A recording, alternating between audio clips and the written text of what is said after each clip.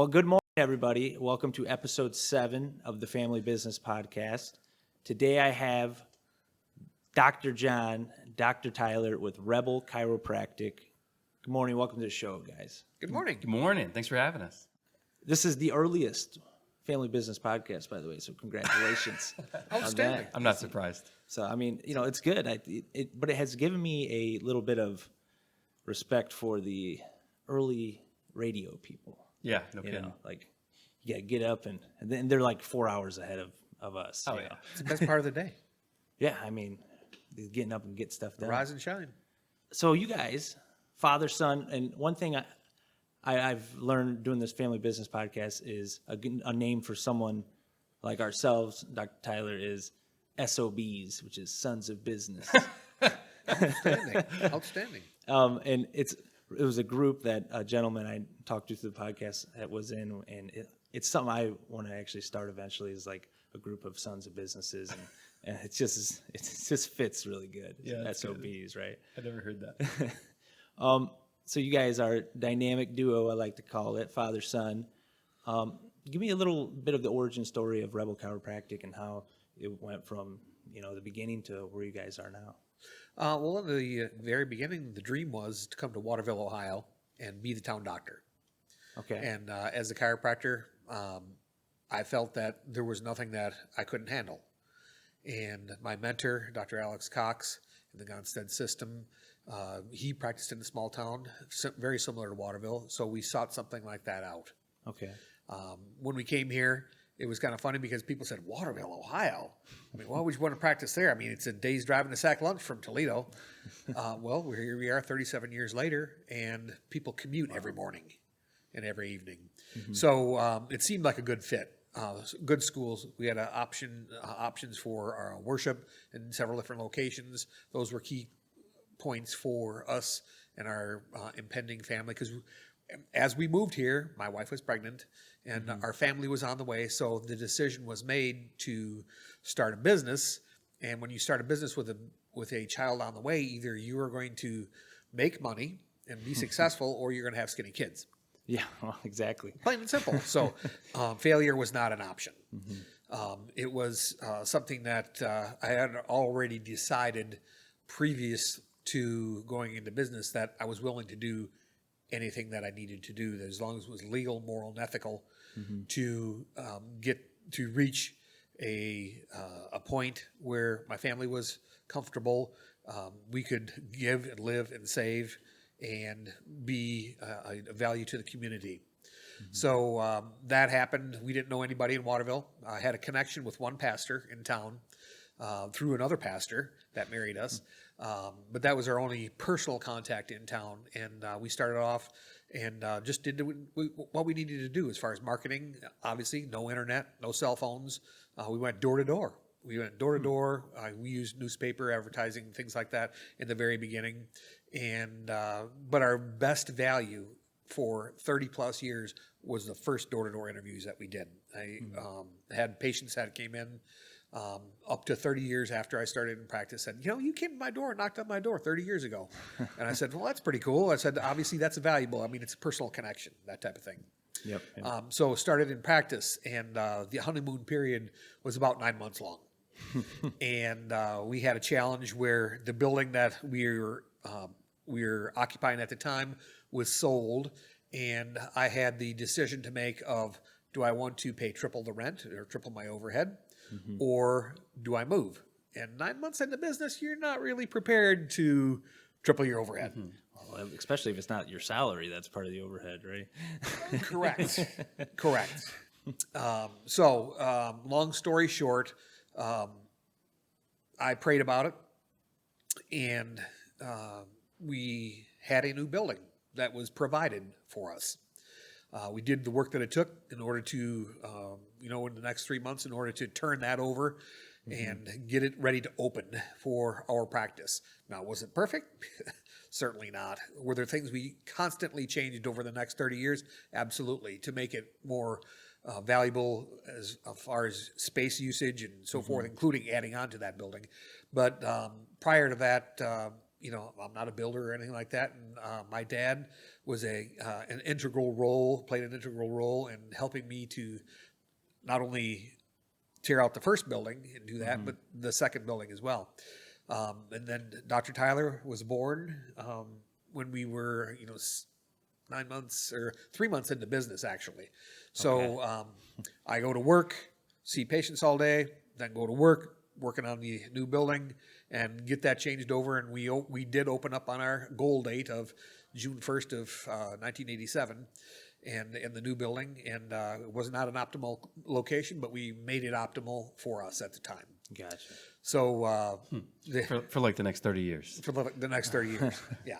And that's not this current building, No, right? it's not this current building. It played a role for us to serve the community as we desired.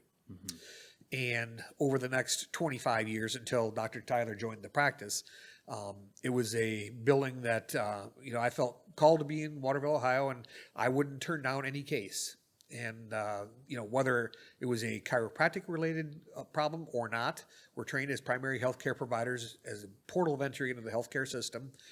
We are trained to know when a problem is chiropractically related and know when it is not chiropractically related. If somebody comes in with a broken arm, I can take a film on it and send them to the hospital. I send them to the people that are the experts in that care, which we did ankles, knees, shoulders, whatever needed to be done, the things that were outside of what people thought chiropractic was. But we address all problems that because an interruption in the nerve system of the human spine will relate in a problem somewhere else.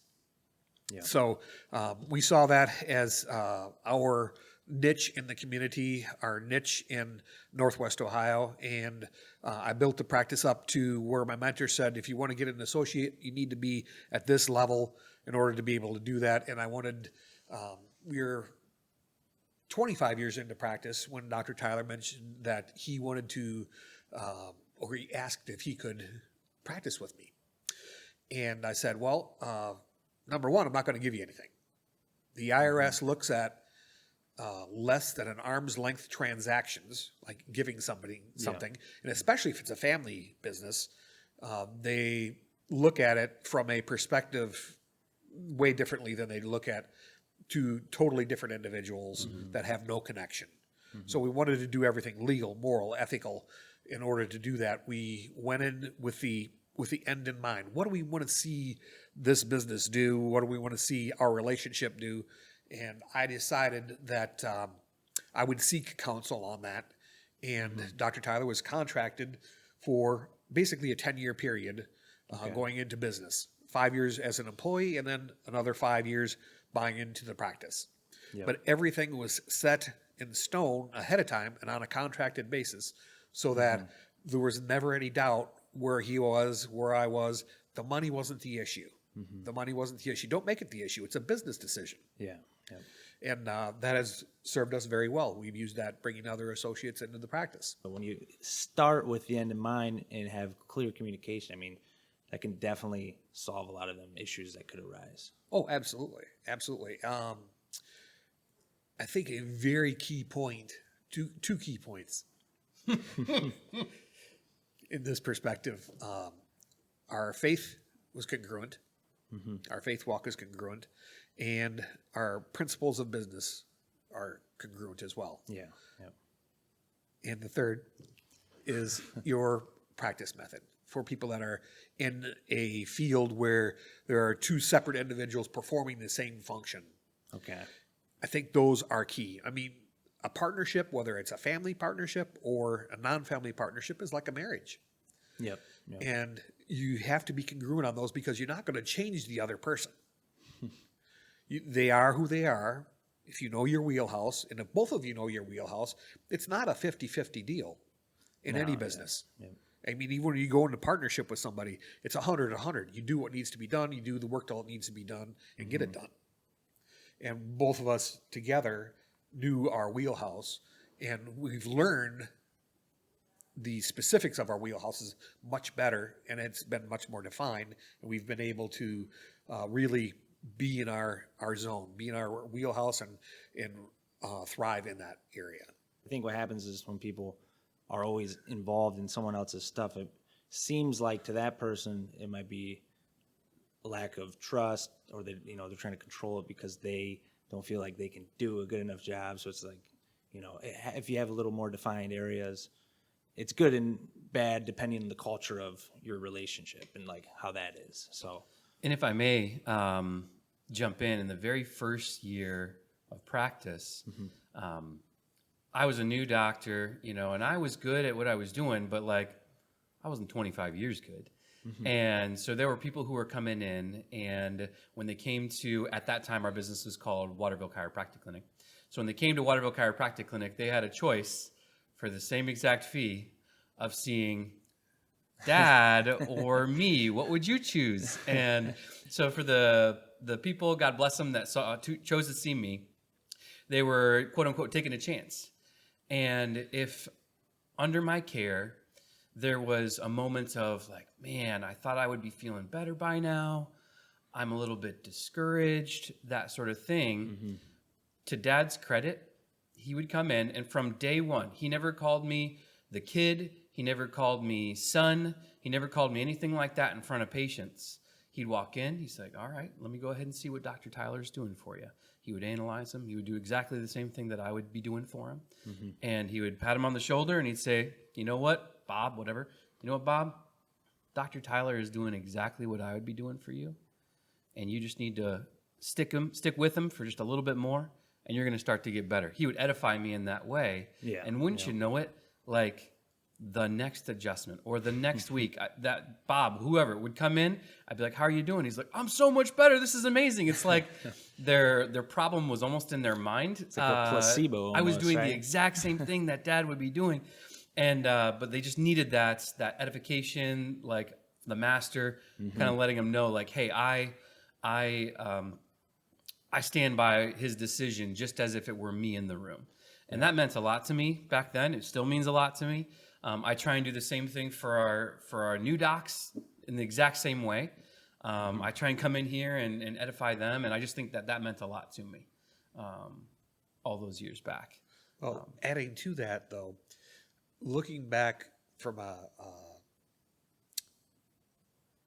retro standpoint, I looked at my master, and that's what he did with us. I said, Dr. Alex, I said, you know more than I ever will.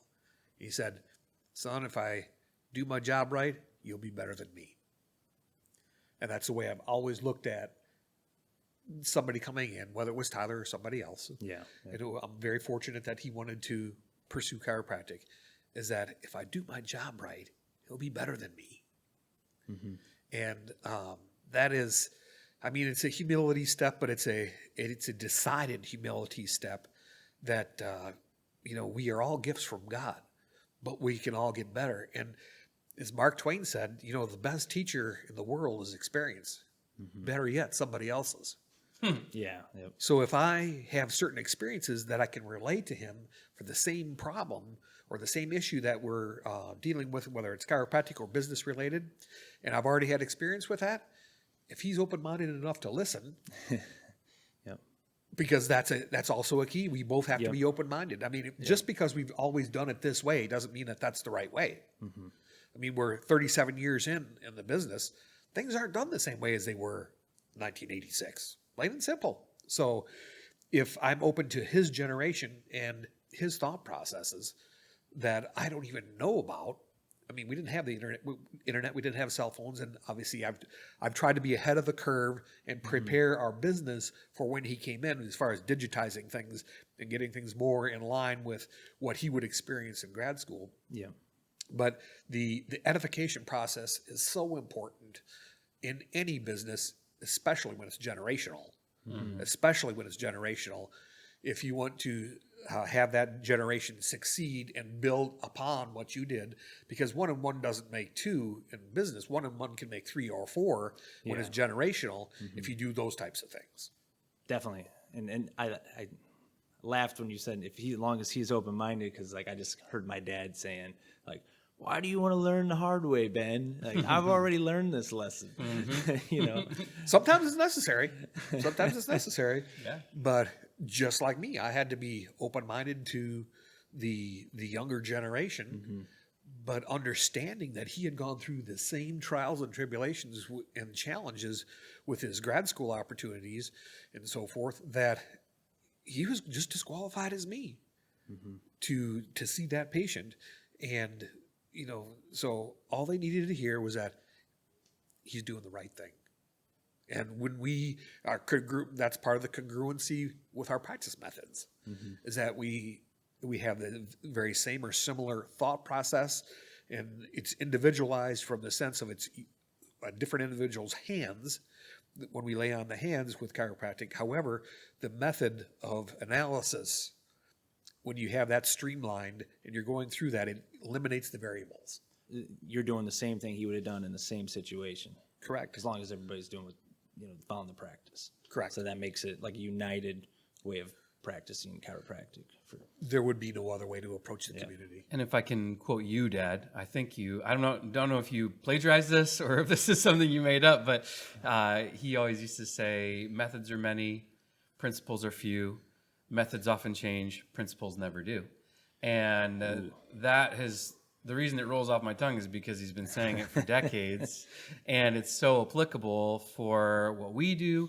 It's so applicable for life in general. Like, there are certain principles that shall not move. Like, when we set up this business, we were like, these are our core values. These are the principles that we shall not depart from.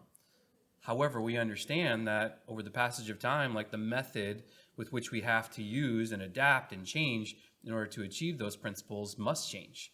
And I think it's just as important for the first generation or the older generation to have an open mind as it is for the incoming generation to have an open mind of what is valuable, what should be conserved and brought forward to the next generation, whatever it looks like. And I think when I came in and I said, hey, I don't want to be an expense. I want to be an investment in the practice. I want to be the best investment that the practice has ever made.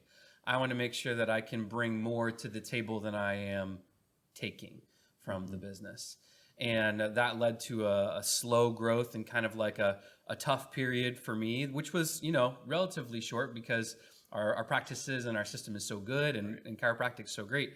But still, it could have been a lot easier just to straight up put me on like a high salary, that's, not related to the service that I was providing for people, like no connection between those two. But from day one, we decided, both of us on the same page, wanting the same thing. Like, I wanted to know that for every dollar that I was being compensated for, it was in ratio to and appropriate to the value that I was bringing to the community, to my patients, and in value that I was bringing to the office. And I think that's how we were able to grow in a sustainable way. I think that's how I have developed a first generation's appreciation for the building of the practice.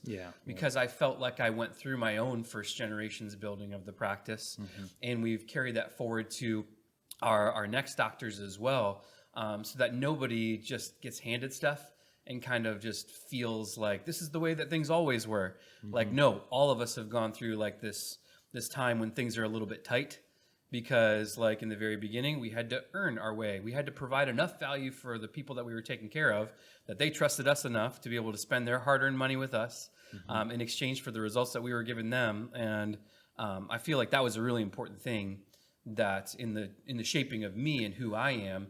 And if another generation, if my kids, whoever, whatever, want to come into the practice, like we would do it exactly the same. And I think that's a hard thing to watch somebody struggle when you could potentially give them more, but to watch them earn more is so much more rewarding, I think. How do you translate that appreciation? That's a tough thing to do. I think in the very beginning, our rallying cry was better before bigger. And because we didn't want to just grow bigger, like a tumor just grows bigger, and as a result, the inside of it eventually dies.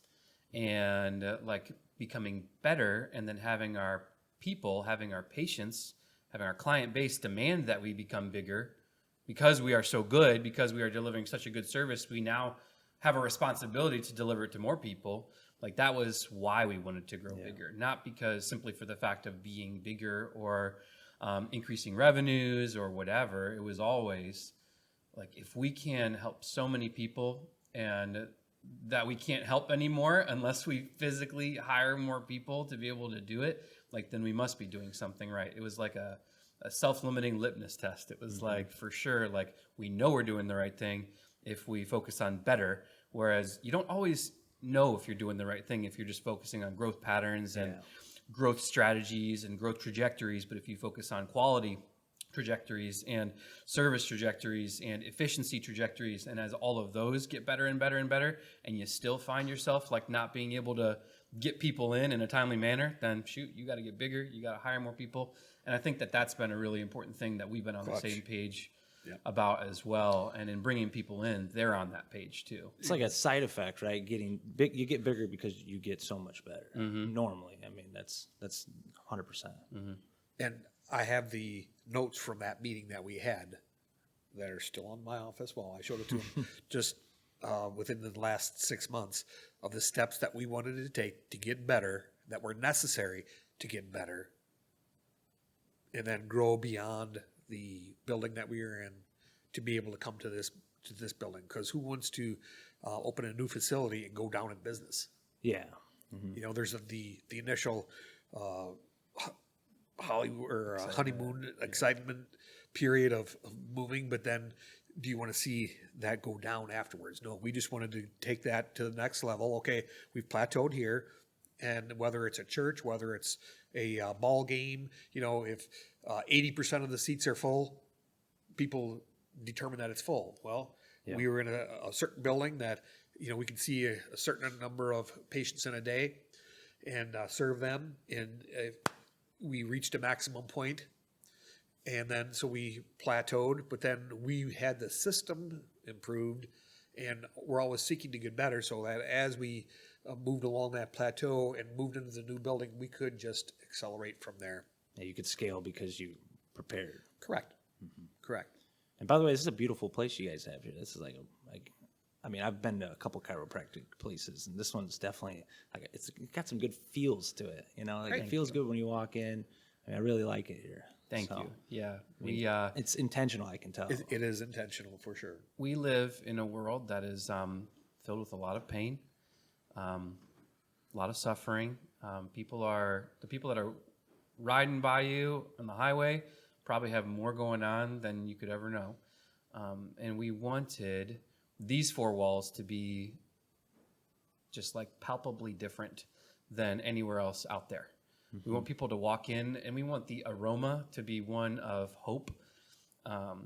We want, you know, people to actually like have to adapt to the smiles and the different vibe in our employees and our interactions. So thank you for saying so. We put a lot of effort into designing a place that was, if a definition of a rebel is to be like going against the way that everyone else is going because of what they believe is true, like we wanted our building to feel totally different than everything else in the rest of the world. So thanks for saying so. Yeah, no problem. I mean, it's definitely evident that you guys are intentional about it. Absolutely. I mean, a couple of things we were going through I thought of is, you know, when we were talking about being open and open-minded, a lot of people are like, you know, sons of business, SOBs, and they're trying to, you know, they're doing their best working, and they're trying to maybe not convince, but just get their point across of what they see as the direction of the business. And there's obviously closed-minded on both sides, but tending to lean towards someone not wanting change, I think is more than someone that's just starting and like excited. So what do you think are the reasons, maybe like the older person in a relationship, father-son, we'll go with that. The father might not want to change something and not want to be open-minded, or even if they are thinking they're open-minded, you know, they just like, no, this is how we do it. This is how we've always done it. What do you think are the main reasons? I can answer that real easily. Tyler's always been excellent at giving me the purpose behind the change. You know, I may, in the end, be the decision maker, but we make the decisions together. You know, when do we pull the trigger? And as he has grown into a purpose-minded person for his own life as well as the practice life, and he's brought that to the table. And if I always knew the purpose behind it, I could see both sides of it. And that was part of the purpose, is that this is what we do if we do it, this is what we do if we don't. And the opportunities with technology, for example. I didn't have a lot of technology in my practice until he came along. Didn't find it to be necessary, although I try to be more technologically advanced than my counterparts. There are still people that do work pencil and paper. We could not give the service and see the numbers of people that we do to be able to serve them in a quality mind without the technology that we have. So he pointed that out to me. He said, Dad, we can do this if we do that. This will allow us to do this. Let me show you how. And he's always been very good at being able to do that and appeal to my sense of logic. Yes, it's a two-way street though, because I have chiropractors and chiropractic students call me and say, "Hey, I'm thinking about going into practice with my parents, and here's the challenge that I see. I brought up some of the changes that I want to make, and they're like, I don't know, this is working pretty good, don't you think? Yeah. And maybe when we're out, you can make these changes, but they don't want to like make the changes while they're doing it together. When our experience is, it's been such a beautiful thing to be able to do them together, to be able to walk through it together and not be like, all right, out with the old, in with the new. So yes, I do make an effort because I feel like that's what's owed, to plead my case, to decide on, hey, this is the reason behind this sort of thing. But like, there's tons of parents, or whatever you want to call them, just older generation of a business, that are unwilling to hear, even if there is like a really good reason, like articulated effectively. I mean, I have friends that are in family businesses, and they've struggled with this, with their parents just refusing to listen. Yeah. And so it's a two-way street. Like, maybe I was good at telling the purpose, but I'd say from the number one thing that I tell other chiropractic students that are thinking about getting practice with their parents, I say the only reason you would ever want to do that ever is if your parents are open-minded, because that is the secret sauce. Like, I could be as great and have amazing ideas, but they are worthless if you weren't as open-minded to them, because it would slow down the path of progress. It would probably stifle my excitement. I would eventually get burned out from trying to like work so hard to gain an inch, that sort of thing. And eventually I would just probably give up, and we'd just still be doing the same thing that we were always doing, which there was nothing wrong with that. There was just like a much greater future for both of us together than there could have been if it was just you doing it your way or me doing it my way. I had figured that out prior to him coming in. That's probably what made me open-minded, is that I had reached a level that with the methods that I had been using from a business standpoint got me to a certain level, and I was only one person, and the methods that I was using couldn't get me beyond that. So I was open to change in order to bring Tyler in, as well as to be able to grow the business. And it wasn't just me either, because, Dad grew up in a practice where he was listening to cassette tapes. Like, that was his podcasts. Like, that was his, all that kind of stuff, that content that he was ingesting. And so I got some of those cassette tapes too. There's pretty good stuff on there. But so that was Dad's like way of personal growth, was cassette tapes. Now we have podcasts. Like, personally, I've been part of like Chiropractic Mastermind for my entire like growth period. So like any idea that I have, like maybe I've had a few like that were just mine, first or whatever. But a lot of my ideas have spawned from inspiration from a lot of my friends. And our mastermind's called Amped. And it's amazing. It's been around since we graduated from chiropractic college, started by a couple of my chiropractic friends. And so I've looped him in, and candidly, he is maybe the oldest person that attends, because like, guess what? It's like mostly chiropractic graduates and everything like that. But everybody loves Dad because he brings something so different to the table when we go to conferences and everything like that, getting adjusted by him. But just his perspective is just so valuable to everybody there. But I think, I mean, how do you feel when you go there? I don't want to put words in your mouth, but I mean, do you get excited? You know, how do you feel being around all these people that are just excited to be alive? Well, as one grows older and the value of life seems to be greater, we want to experience more of it. What a better way than hanging around with young people with young ideas that are just starting out, that maybe if they're open-minded, you might be able to add a kernel here or there to their outlook that may help them. And it's fun. There's a reason that we still read the classics, you know. There's a reason that like books that were written 2,000 years ago are still around today, and they're probably going to be around 2,000 years from now. Right. Not to say that you're 2,000 years old, but like there's certain value in old things. They've been around because they're important. Yeah.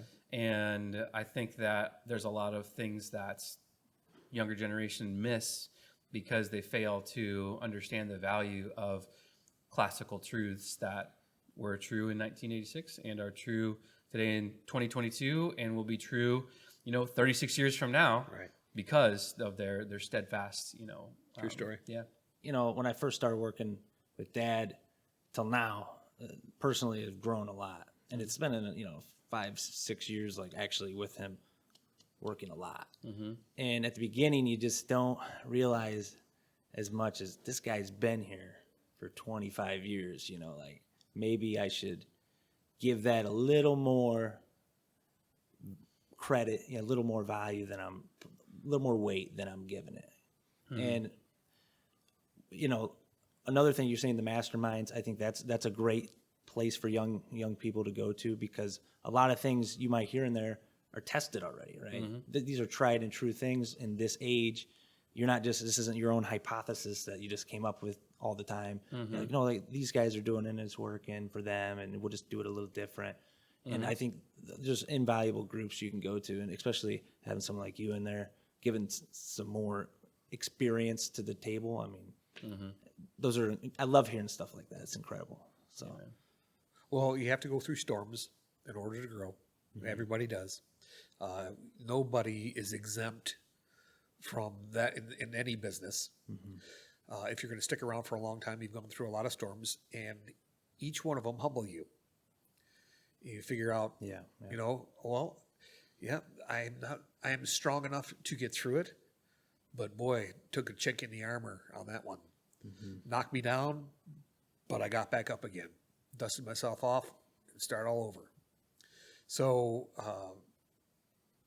mentors are good for that, and if I can mentor Dr. Tyler and our other doctors from that standpoint, I think that that will be of great value as a legacy, to understand that everybody gets knocked down.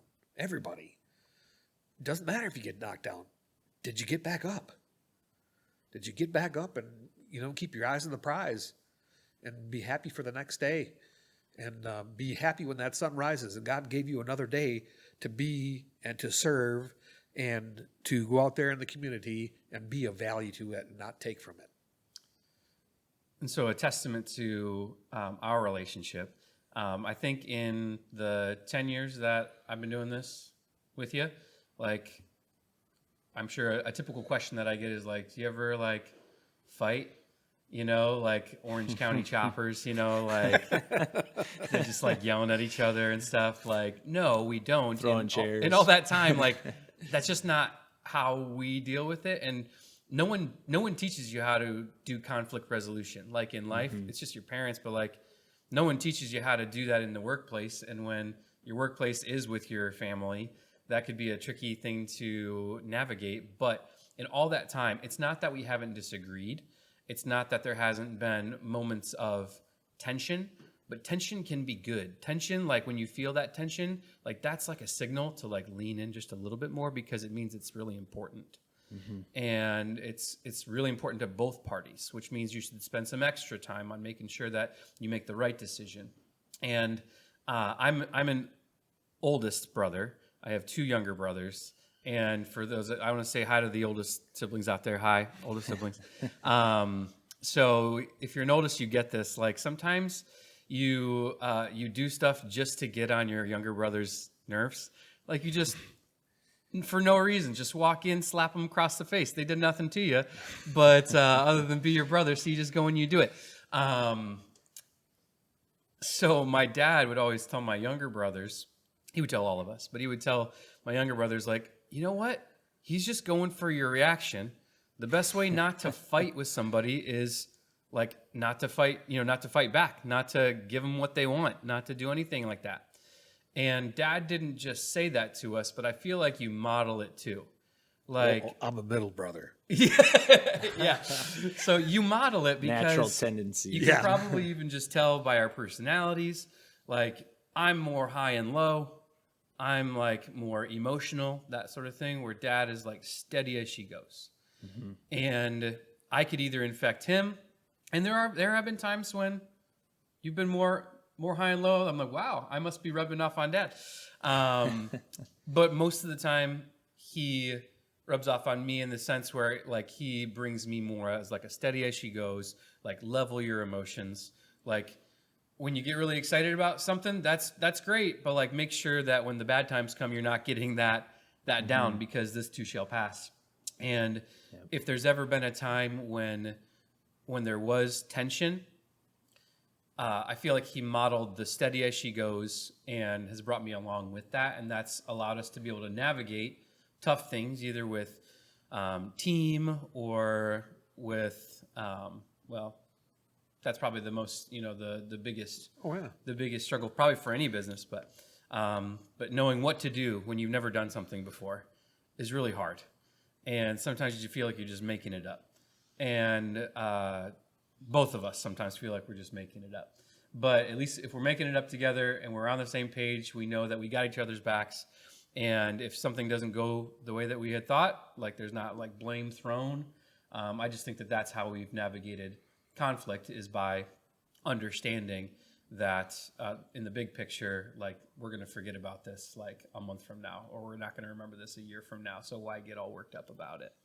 Yeah. Definitely. I mean, especially emotion, in any business, any relationship you have, like being able to not react just emotionally. Mm-hmm. Well, when emotion is high, intelligence is low. Yes. Yep. Exactly. So whether it's counting to 10, whether it's sleeping on it, and never retire with anger on your mind, and then sleep on it, pray about it, get up the next day, your perspective is different regardless if the situation is the same or not. Mm-hmm.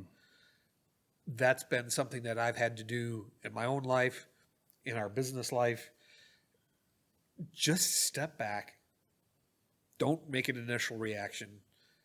I can pretty much guarantee your initial reaction will be wrong. Or it will be perceived as wrong. You won't deliver because it's not properly. what you say, Yep. it's how you say it. Yep. And he's heard that a million times. And he also knows that when my eyes are open and I'm taking it all in, like the other day, he knows that I'm seriously listening to what he has to say, but keeping my mouth shut on a reaction until I have a chance to think about it. Mm-hmm. Little ambiguity never hurt anyone. Being calm, just Yeah. Oh yeah. Especially like in a marriage, Well, a partnership is very similar to a it's marriage. super similar. It's very similar to a marriage. You don't go in trying to change somebody. Mm-hmm. One of the first things we talked about. Yep. If I could take my business owner hat off for a second and put my chiropractor hat on for a second, did you know that when you sleep on something, like literally when you go into REM sleep, when you go into NREM sleep, and those delta waves are healing your brain and you're developing new neurological connections, you are going to literally, physiologically, with new anatomy, new neurons, be able to see things clearer in the morning. Mm-hmm. Like because of sleeping on it, it's not just a phrase, but like your brain is better able to take on that problem the next morning after you've gotten good sleep than in that moment. So, all right. It's the same. Take the chiropractor hat off. Well, it's the same as like when you go for a run or work out, your mind gets almost in like a state of sleep where like you could literally come up with a new solution just by not doing anything for a little bit, sleeping on it. I mean, I've thought of when I've been running so many things that like, oh, well, this is a really good solution for something. Like, why didn't I think I'll just do this? And it's the same thing you're saying. I mean, people just don't have the patience sometimes though to just be calm, step away, and just think about it. I definitely sleep more than I run, so I have to depend on that more. Well, me too. Than my running. Definitely. I mean, you can't be running that much. So. It's true. One thing I did want to get into was the chiropractic stuff. So, I mean, I'm seeing YouTube videos with like millions of views with chiropractors. And John, you've been around. I don't know if you ever thought that a chiropractor could get 1.7 million views on a YouTube video, or like that many eyes on just doing chiropractic. Like, he's not like jumping off the world's tallest building. He's actually just adjusting somebody, and he gets 20% of the people that tune into the Ohio State Notre Dame game to watch. Like, it's like you guys are getting kind of cool. Like, I don't know if you know this. Well, here's a story: is that anything new takes 100 years to become more than a trend. I came in when chiropractic was in 1986, when chiropractic was 90 years old. It wasn't a trend yet. We still had to do battle. We still had to overcome negative perceptions, stereotypes. Did I ever think that would become the mainstream? Well, I hoped it would. Yeah. I hoped it would. I didn't know how it would. But why would one want the thing that they feel can do the most for the human frame as far as solving the maladies of the human body by taking nothing away from it and adding nothing to it, simply using the hand that God provided to make a specific scientific chiropractic adjustment, not a manipulation, an adjustment, to change that and relate that to the world?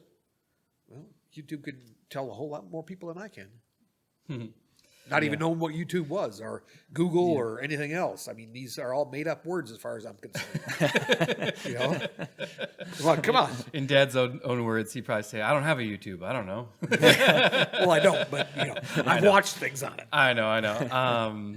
Yeah. So when chiropractors get like millions of views, Dad has entrusted me to be like our social media face, and like we said, like, methods are many, principles are few. What are our principles, and how do we want to represent those principles through the method of social media?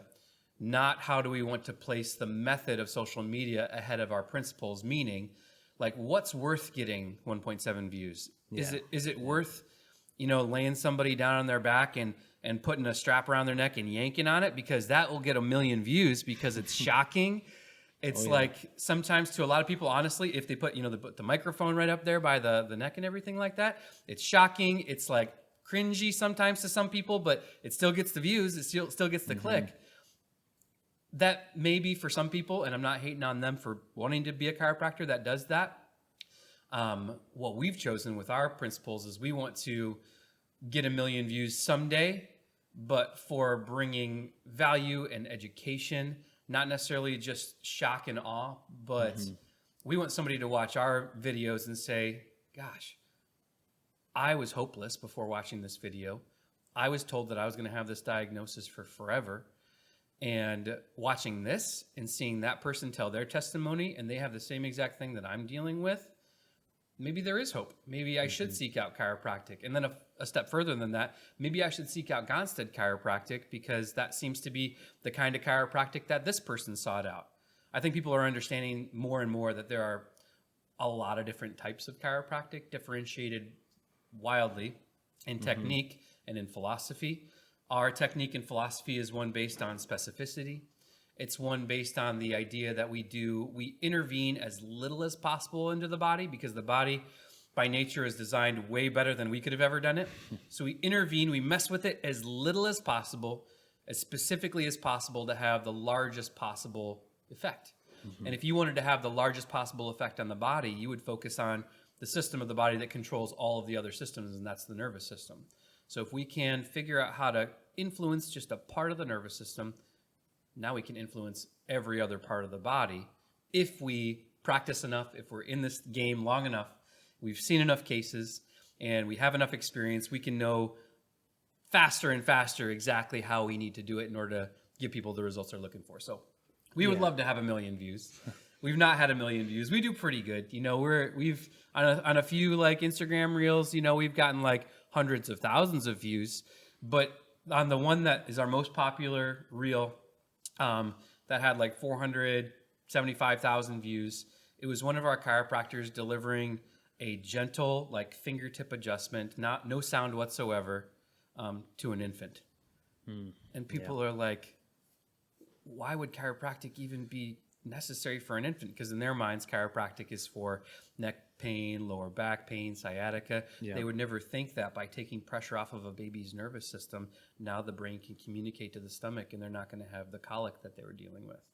You know, the value to a parent that has a colicky baby? Like, what if we could help every parent that is getting no sleep because their baby is so colicky? Like, that's a message that we want to be famous for. So since you brought it up, I mean, social media is awesome, but like if we were to sit down and say, what do we want based on our principles and our core values, how would we make that look in our social media? Like it would look like bringing hope, bringing healing, bringing education, bringing our principles, and showing accurately, regardless of whether or not we think people are going to like it or share it or view it, show accurately what we do and what we could bring to the table for people. Versus shock and awe type of stuff. Well, it's virality, right? That's what they're going for. So, I mean, you guys are going deeper with the content. You're going building on a stable foundation. Yeah. Because those principles are timeless. Yeah, I mean, I think that's the way you got to do it. It doesn't matter how many views you get. It's the quality of the person watching, like how they're impacted. You get 20 views, you get somebody to come in here, like you said, that has a colicky baby, and like, you know, having 2 4-month-old twins myself right now, no colic, but like I can imagine how hard that would be, and then like being able to get that baby to sleep, get the mom to sleep. So the dad sleep, everybody. I mean, you're changing lives at that point. So like, it doesn't matter how viral it is. It's like you said, that's the best way to look at it. It's going deep instead of surface level. I think I had a post the other day that had like 10 likes or something. It was like nothing. But one of those 10 likes was somebody who came in who was off work because his sciatica was so bad. He literally cannot, he has a physical job and he can barely walk. He can't lift anything. He can't pull dollies. He can barely drive. You know, he can't sit for periods of time. And he's come in because of that little post. Like, what's the value of that? Like, for him, it could be like a month's wages. Yep. Like, if he was off work for months on and off painkillers, and maybe even after that having to have back surgery, which has its own recovery period and thousands of dollars of expense, like, what was that one little post that cost me nothing? You know, what was that worth to him? What was that worth to us? Like, there's a huge value exchange. Like, he's going to get extreme value just because he watched something that we did and we reached him. You know, it wasn't viral, but it was super valuable. Yeah, and I think that's part of, like, you know, same strategy we have at Technique Roofing is we're not going to get a bunch of views on this, but it's the value you can provide in the incremental to someone that can make a difference. Like if there's just one person that sees this, not even a customer of ours, but like, this is what you should look for in your contractor out of Utah, you know, like, and then that helps them make a decision puts a new roof on that's nice and it's done correctly, no problems, doesn't disrupt their business. I mean, that value for them was great, even though maybe it didn't give us any dollars. It's just all about providing contextual value to people. And like you said, you start with a good foundation. Right. And I mean, that before social media ever was a thing, if your messaging was on that foundation, it's just a new medium to put it on. Yeah. I do the social media. Dad does the majority of the behind the scenes work, the business management, paying the taxes, making sure that all of our employees get paid, like all that kind of stuff.